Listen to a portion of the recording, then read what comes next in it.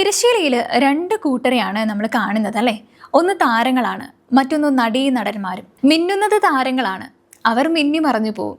പക്ഷെ നല്ല നടീനടന്മാര് ആ നഭസിൽ എന്നും കത്തി ജ്വലിച്ച് തന്നെ നിൽക്കും. ബാലൻ കെ നായർ താരമായിരുന്നില്ല, ഒരു നടനായിരുന്നു, ഒരു നല്ല നടൻ. ബാലൻ കെ നായർ ഇന്ന് അദ്ദേഹത്തിന്റെ ജന്മദിനം.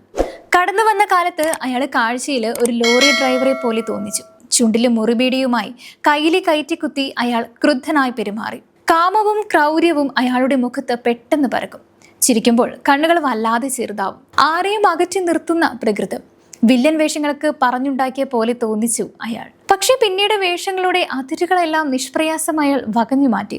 ചതിയനെയും കൊലപാതകയെയും വേട്ടക്കാരനെയും കെട്ടിയാടിയ ദേഹം അതേ ലാഘവത്തോടെ നിസ്സഹായനെയും ദയാലുവിനെയും എടുത്തണഞ്ഞു. ഇത്രയും വിരുദ്ധമായ സ്വഭാവ വിശേഷങ്ങൾ ഒരേപോലെ ആവിഷ്കരിച്ച നടന്മാര് മലയാളത്തിൽ വളരെ വിരളമാണ്. അതുതന്നെയാണ് ബാലൻ കെ നായർ ഇന്നും ഒരേ സമയം പേടിപ്പിക്കുന്നതും വേദനിപ്പിക്കുന്നതുമായ ഓർമ്മയായി നമ്മുടെ മനസ്സിൽ നിറയുന്നത്. കോഴിക്കോട്ടെ സജീവമായിരുന്ന നാടക സമിതികളിൽ നിന്നാണ് ഈ നടൻ സിനിമയിൽ എത്തുന്നത്. ചെറിയ വേഷങ്ങൾ ചെയ്തിരുന്ന ബാലൻ കെ നായർ 1971 പുറത്തിറങ്ങിയ മാപ്പുസാക്ഷി എന്ന ചിത്രത്തിലൂടെ ശ്രദ്ധിക്കപ്പെട്ടു. വില്ലൻ വേഷങ്ങളായിരുന്നു ആദ്യകാലത്ത് സിനിമയിൽ അധികവും കിട്ടിയിരുന്നത്. 70കളുടെ അവസാനത്തിൽ തിരക്കുള്ള ഒരു വില്ലനായി മാറി അദ്ദേഹം. എം.എൻ. നമ്പ്യാരോ ജോസ് പ്രകാശോ ബാലൻ കെ നായരോ വില്ലൻ ആവാതെ മലയാള സിനിമ ഇല്ലെന്ന മട്ടായി. ഈ വില്ലൻ ടൈപ്പുകൾ കുറെ കാലം മുഴച്ചു നിൽക്കുകയും ചെയ്തു. ക്രൂരതയുടെ ആൾരൂപമായി ബാലൻ കെ തിരശ്ശീലയിൽ നിറഞ്ഞാടി. ബലാത്സംഗവും അറുകൊലയും കൊള്ളയും തീവെപ്പും തട്ടിക്കൊണ്ടുപോകലും കണ്ണു ചൂഴ്ന്നെടുക്കലും ഒക്കെയായിട്ട് വിലസുന്ന ക്രൂരൻ. തലയറുത്തിട്ടാൽ വാലുപിടയ്ക്കുന്ന സ്വഭാവം. ബാലൻ കെയുടെ ചിരി പോലും കുടിലത തോന്നിക്കുന്നതായിരുന്നു. വില്ലൻ ചിരിയുടെ പ്രതീകമായി നാം ഇപ്പോഴും കാണുന്നത് ബാലൻ കെ നായരുടെ ആ ചിരി തന്നെയാണ്. ആരോടും മറുത്തു പറയാത്ത പ്രകൃതമായിരുന്നു ബാലൻ കെ നായരുടേത്. അതുകൊണ്ട് തന്നെയാണ് ഈ ടൈപ്പ് കഥാപാത്രങ്ങളെ മടുത്തിട്ടും വീണ്ടും വീണ്ടും എടുത്തണിഞ്ഞത്. വില്ലൻ വേഷത്തില് തകർത്ത് അഭിനയിച്ചുകൊണ്ടിരിക്കുന്ന കാലത്താണ് ഓപ്പോളിലെ വേഷം ബാലൻ കെ നായരെ തേടിയെത്തുന്നത്.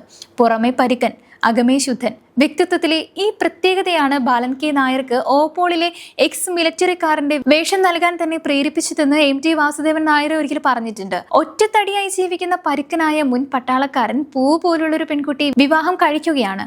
പ്രായത്തിൽ വളരെ അന്തരമുണ്ട് അവര് തമ്മില്. മധ്യവയസ്കന്റെ ആർത്തി പൂണ്ട കാമവും പട്ടാളക്കാരന്റെ ചിട്ടകളും മലനിരയില് ചോര നീരാക്കി പണിയെടുക്കുന്ന ഒരു കർഷകന്റെ പ്രതീക്ഷ നിർഭരമായ ജീവിതവും എല്ലാം നിറഞ്ഞതായിരുന്നു ആ ഒരു കഥാപാത്രം. ചെറിയ ചലനങ്ങളിൽ പോലും കൃത്യതയാർന്ന അഭിനയം കാഴ്ചവെച്ച ബാലൻ കെ നായർക്ക് 1980 ഭരത് പുരസ്കാരം ലഭിച്ചു.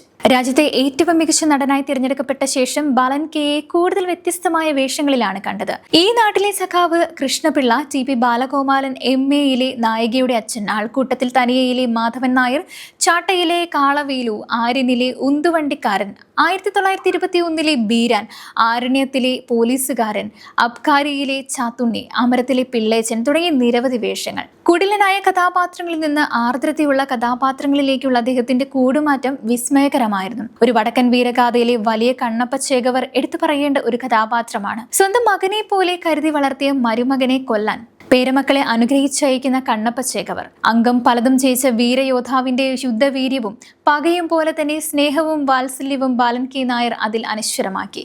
മുസ്ലിം കഥാപാത്രങ്ങളെ അവതരിപ്പിക്കുമ്പോൾ അസാധ്യമായ വഴക്കം ബാലൻ കെ നായർ പ്രദർശിപ്പിച്ചിരുന്നു. ആര്യനിലെ ഉന്തുവണ്ടിക്കടക്കാരനും കടവിലെ തോണിക്കാരനും മികച്ച ഉദാഹരണങ്ങളാണ്.